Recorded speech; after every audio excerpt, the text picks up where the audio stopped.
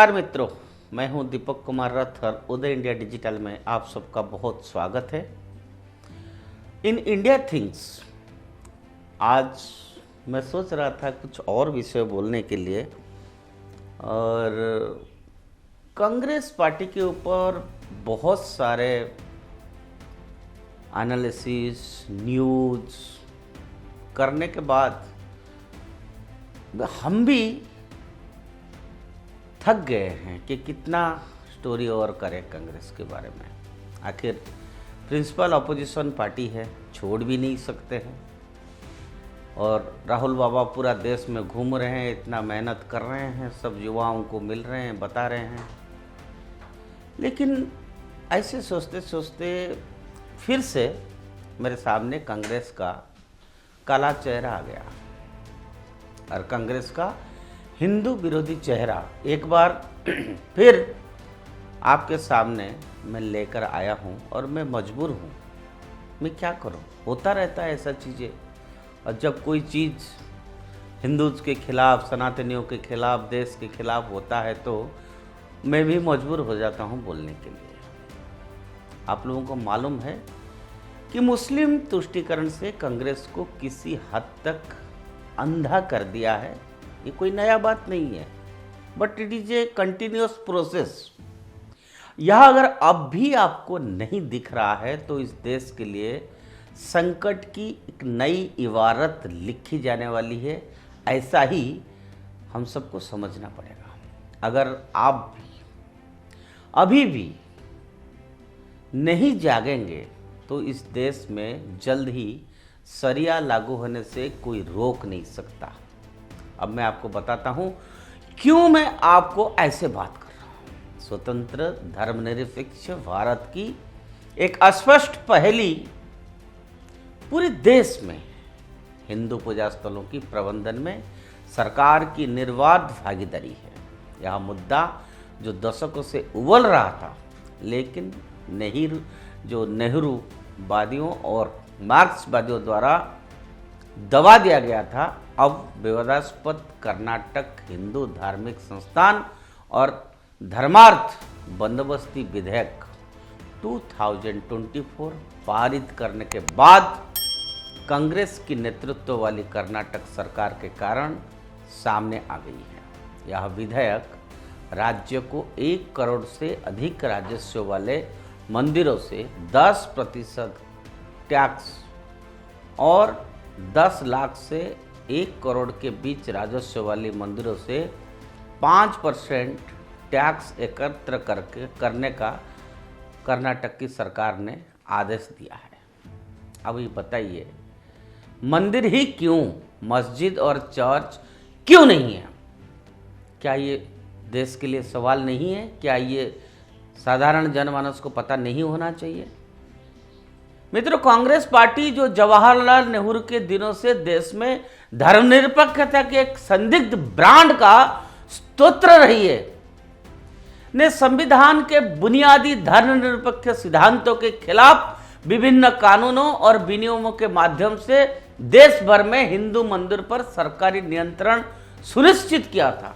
दूसरी शब्द में, नेहरू सरकार ने मंदिरों को नियंत्रित करने और उनकी धन को हड़पने की ब्रिटिश नीति जारी रखी। 1950 में जब संविधान पहली बार लागू हुआ तो उसकी प्रस्तावना में भारत को एक संप्रभु लोकतांत्रिक गणराज्य के रूप में परिभाषित किया गया था, और बाद में आपातकाल के दौरान कांग्रेस पार्टी ने प्रस्तावना में समाजवादी और धर्मनिरपेक्ष शब्द को जोड़ा। अब प्रस्तावना के अलावा धर्मनिरपेक्ष आदर्श का दावा संविधान के अन्य लेखों में दिखा जा सकता है, जिनमें विशेष रूप से अनुच्छेद 25 और 26 भी शामिल है। अनुच्छेद 25 अंतकरण की स्वतंत्रता और धर्म की मुक्त पेशे, अभ्यास और प्रचार की गारंटी देता है। अनुच्छेद 26 धार्मिक मामलों के प्रबंधन की स्वतंत्रता की गारंटी देता है। यह घोषणा करता है कि प्रत्येक संप्रदाय या उसके किसी भी वर्ग किसी भी वर्ग को धार्मिक और धर्मार्थ उद्देश्यों के लिए संस्थान स्थापित करने और बनाए रखने या अधिकार होगा। धर्म के मामले में अपने स्वयं के मामले का प्रबंधन करना और संपत्ति का स्वामित्व और अधिग्रहण करना और उसका प्रबंधन करना उसकी अधिकार में होगा। मुस्लिम, ईसाई, सिख और अन्य धार्मिक संप्रदाय इन संवैधानिक गारंटियों का भरपूर उपयोग करते हैं और अपनी संस्थाओं का प्रबंधन करते हैं। ये संस्थान सरकार की सीमा से बाहर है। हालांकि आज़ादी के बाद से सरकार हिंदू धार्मिक संस्थानों के मामले में हस्तक्षेप कर रही है, जो इस संवैधानिक प्रावधान और देश की 100 करोड़ हिंदुओं की भावनाओं के प्रति एक घोर अवमानना है। संविधान के मूलभूत सिद्धांतों के प्रति कांग्रेस पार्टी की इतनी निर्दयी उदासीनता है कि उसने अब अपने नेताओं की ऐसा मनमानी मानसिकता के समर्थन में कई विचित्र तर्क देना शुरू कर दिया है। मैं आपको एक उदाहरण दूंगा। पिछले बीजेपी सरकार में जब तत्कालीन सीएम बसवराज बोम्मई ने मंदिरों को सरकारी बंधनों से मुक्त कराने की कोशिश की थी, तो कर्नाटक प्रदेश कमेटी के केपीसीसी के तत्कालीन अध्यक्ष डी शिवकुमार की टिप्पणियां अजीब थी। कन्नड़ में अपने ट्वीट में शिवकुमार कहते हैं कि दक्षिणी राज्यों में हिंदू मंदिरों से सरकारी खजाने को काफ़ी फंड मिलता है। कोविड के कारण राज्य का खजाना खाली हो रहा है। ऐसे समय में मंदिरों को राज्य के नियंत्रण से मुक्त करके निजी व्यक्तियों को सौंपना घाव जो है उस पर नमक छिड़कने जैसा हो जाता है।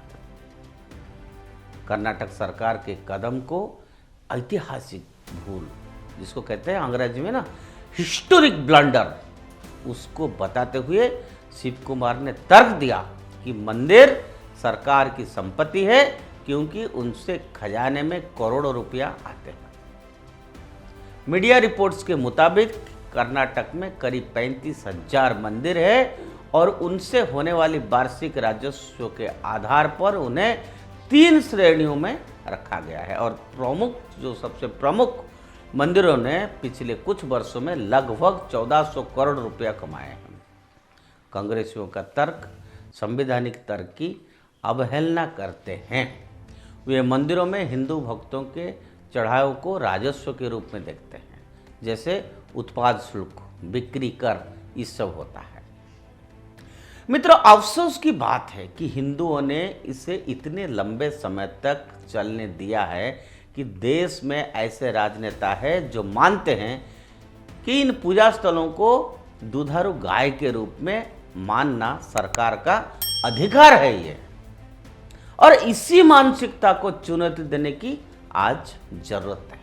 यह तर्क सुनना वास्तव में आश्चर्यजनक है कि यदि सरकार मंदिरों को चलाने की व्यवसाय से खुद को अलग कर लेती है तो राज्य का राजस्व गिर जाएगा। सोचिए आप, क्या कर्नाटक सरकार राज्य की मस्जिदों, चर्चों और गुरुद्वारों से भक्तों के सभी चढ़ावों को सरकारी खजाना में जमा करने के लिए कहने की हिम्मत कर सकती है? अब वित्तीय संकट के समय सरकार के खजाने को सहारा देना सिर्फ हिंदुओं की जिम्मेदारी कैसे हो गई भाई? बाकियों की क्यों नहीं है? अब इससे भी महत्वपूर्ण बात यह है कि चूंकि कांग्रेस ने प्रस्तावना में धर्मनिरपेक्ष शब्द शामिल किया था, क्या वो ये बता सकते हैं कि उनके लिए उस शब्द का अर्थ क्या है और देश उसका अर्थ जानना चाहता है, जानना भी चाहिए और इस सरकार इसका जवाब भी देना चाहिए। क्या सभी धर्मों के साथ समान व्यवहार धर्मनिरपेक्षता का केंद्रीय स्तंभ नहीं है? इसके अलावा अनुच्छेद 26 के बारे में क्या है? क्या यह कांग्रेस पार्टी का तर्क है कि हिंदुओं को अपने धार्मिक स्थानों का स्थापित करने और बनाए रखने और अपने धर्म के मामलों का प्रबंधन करने का अधिकार का प्रयोग करने से रोका गया है? ये छद्म निरपेक्षवादियों द्वारा दिए गए तर्कों में एक यह कि मंदिरों का प्रबंधन हिंदू व्यक्तियों द्वारा किया जाएगा तो अराजकता और कुप्रबंधन होगा। सोचिए, जमाना से करते आ रहे हैं, जन कल्याण करते आ रहे हैं, मंदिरों के थ्रू समाज सेवा होते आ रहा है, आज आप सवाल उठा रहे हैं कि हिंदू मंदिर का मैनेजमेंट हिंदू करेगा तो कुप्रबंधन होगा, अराजकता होगा। क्या मुस्लिम और ईसाई धार्मिक स्थलों और संस्थानों का प्रबंधन अच्छी तरह से किया जाता है? कभी सरकार ने झांका है उस पर? यदि वह नहीं है तो क्या सरकार हस्तक्षेप करेगी उसको? अब आप सोचिए, तमिलनाडु सरकार के प्रबंधन में 5 लाख एकड़ से अधिक भूमि वाले 44,000 मंदिर है। हालांकि इन मंदिरों से राजस्व मामूली 128 करोड़ है। इसकी तुलना में शिरोमणि गुरुद्वारा प्रबंधन समिति 85 गुरुद्वारा का प्रबंधन करती है, लेकिन इसका बजट 1000 करोड़ से अधिक है। ये आंकड़ा सचमुच आंखें खोलने वाला है। क्या सरकार इन गुरुद्वारों के धन पर कब्जा करेगी? नहीं, यह सिर्फ एंड सिर्फ हिंदुओं के मंदिर पर कब्जा करेगी। यह आश्चर्य और शर्म का विषय होना चाहिए कि राज्य सरकारों ने हिंदू मंदिरों से पैसा कमाए और उस अपने फायदे के लिए इस्तेमाल करे उसको। ऐसा किसी अन्य धर्म के साथ क्यों नहीं होता है? और भारत में केवल हिंदू मंदिर ही है, जबकि मस्जिद और चर्च सुरक्षित है। अरे हजारों मंदिर हमारा तोड़ दिए, जो बचा है अपने बलबूते पर बचा है। आपकी बुरी नजर उस मंदिर पर क्यों है? हिंदू अपने ही देश में दुनिया का सबसे कम स्वतंत्र धार्मिक समूह क्यों है? राज्य की बजट कार्यक्रमों को वित्त पोषित करने या राजनेताओं की जेब भरने के लिए तिरुपति, गुरुवायूर या मुंबई के सिद्धि विनायक मंदिर जैसे समृद्ध मंदिर पर नियमित रूप से छापे मारे हैं। अप्रैल 2016 में 1000 से अधिक तमिलनाडु तंजावुर जिला में राजेंद्र चोल प्रथम द्वारा निर्मित वर्षों पुरानी मंदिरों को राज्य सरकार ने नवीनीकरण के नाम पर गिरा दिया। सरकार ने कहा कि इस मंदिर को केवल डिसमेंटल किया गया है और इसे फिर से स्थापित किया जाएगा। मई 2010 में आंध्र प्रदेश में प्रसिद्ध विजयनगर के राजा कृष्णदेवराय द्वारा निर्मित 500 साल पुराने कालाहस्ती मंदिर का टावर भी ढह गया। अगस्त 2017 में जारी एक यूनेस्को रिपोर्ट ने चिंता जताई है कि तमिलनाडु सरकार जो 36,000 से अधिक मंदिरों का प्रबंधन करती है के पास संरक्षण का कार्य करने के लिए ना तो क्षमता थी, ना है, ना योग्य विशेषज्ञ जो है उनके पास थे, जिसके कारण प्राचीन मंदिरों का नरसंहार हो रहा है। यह भव्य मंदिर किसी भी अन्य देश में राष्ट्रीय खजाना होंगे और बहुत सावधानी से संरक्षित किए जाएंगे। तमिलनाडु के मंदिर वास्तव में वर्ल्ड क्लास है, विश्व स्तर पर जाने जाते हैं उसके आर्कियोलॉजी, लेकिन इस खजाने की विशाल पैमाने का संरक्षण नहीं किया गया है। दर्जनों सैकड़ों मंदिर, 1000 साल से अधिक पुराने मंदिर है और कई मंदिर देखभाल के अभाव से बर्बाद हो चुका है। आप याद कीजिए किस तरह से आंध्र के तत्कालीन मुख्यमंत्री YSR ने तिरुमाला मंदिर के ऊपर चर्च बनवाने की कोशिश की थी। ये कृत्य, जिन्हें केवल राज्य स्वीकृत हिंसा कहा जा सकता है, स्वतंत्र भारत में अन्य धर्मों के अधिकारों के साथ तुलना करने पर रंग भेद का रंग ले लेते हैं। भारतीय धर्मनिरपेक्षता की एक बड़ी विडंबना यह है कि एक मुखर धर्मनिरपेक्ष सरकार हिंदू मंदिर और केवल हिंदू मंदिर के प्रबंधन में कोई विरोधाभास नहीं देखती है। अन्य धर्मों की तुलना में हिंदुओं की नाटकीय रूप से भिन्न कानूनी संवैधानिक कदर नहीं है। स्थिति को भारतीय संविधान के कुछ प्रमुख प्रावधानों के संदर्भ से सबसे अच्छी तरफ से समझा जा सकता है, जिनका सारांश नीचे दिया गया है। अनुच्छेद 14, 15, 25, 26, 29 और 30। अनुच्छेद 29 और 30 मिलकर हिंदू समुदाय और उसकी एकता पर एक और हमला करता है। अनुच्छेद 30 द्वारा प्रदत्त संस्थानों के प्रबंधन का अधिकार सभी समुदायों के लिए एक प्राकृतिक अधिकार होना चाहिए, लेकिन केवल हिंदुओं को ही इस विशेष अधिकार के वंचित रखा गया है। अब भी समय है, जाग जाइए, आगे क्या होगा आप समझ सकते हैं। आखिर